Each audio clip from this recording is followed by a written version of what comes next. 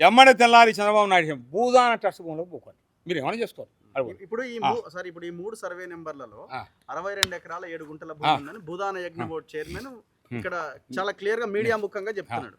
ఈ 62 ఎకరాల 7 గుంటల్లో మా దగ్గర ఉన్న దాని ప్రకారం ఈ పట్టాలు పహానీలన్నీ పట్టాలు తయారైనాయి భూభారతిలో. అయితే మీరు తెలియని కందుకూరులా నాగారంలో తెలియ, నాగారంలో భూదాన భూమి కదా చేసుకున్నది. ఐఏఎస్ అంతా ఐపీఎస్ అరే అందులో వచ్చి కదా మీకు వైరాలే కదా మీకు సుప్రీంకోర్టు. అది కాదు పక్కది నాగారం ఉంది, మహేశ్వరం ఉంది, కందుకూరు తిమ్మాపురం ఉంది, అదే గంగాపురం కిషన్ రెడ్డి అని కదా ముఖ్యమంత్రి గారు.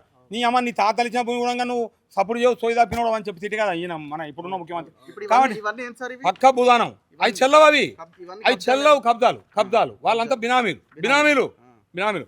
నేనేమంటున్నా, కేసీఆర్ గారు ధరణి పెట్టిందే భూదాన బోర్డు కోసం. అసలు ఇప్పుడు ముఖ్యమంత్రి గారు ఆయన, నేను చెప్తున్నా గౌరవ ముఖ్యమంత్రి రేవంత్ రెడ్డి గారు, నాకొద్దు సార్ ఈ బోర్డు, కేసీఆర్కి ఇచ్చేయి. ఆయన ఇంకా నీకు అసలు ముఖ్యమంత్రి అడిగాడు ఆయన కావాలి భూదాన బోర్డే కేసీఆర్ బోర్డేగా. ఇప్పుడు ఆ పిల్లగాడు ఆ జిల్లాధికారి, ఆ తర్వాత అక్కడ ఉన్నటువంటి ఎవరు ఉన్నారు వాళ్ళంతా కేసీఆర్ అనుచరులు కదా. మీరే చెప్పారు కానీ మీరు అందుకెళ్ళి ఇళ్ళకి వచ్చి ఇళ్ళకెళ్ళి అనుకోయినది ఎవరు అనుచరుడు ఆయన, ఎవరు వాళ్ళంతా కేసీఆర్ కాదు, ఎవరంతా వీళ్ళకి కేసీఆర్ సంబంధం లేదా, వాళ్ళంతా సంబంధం లేదా.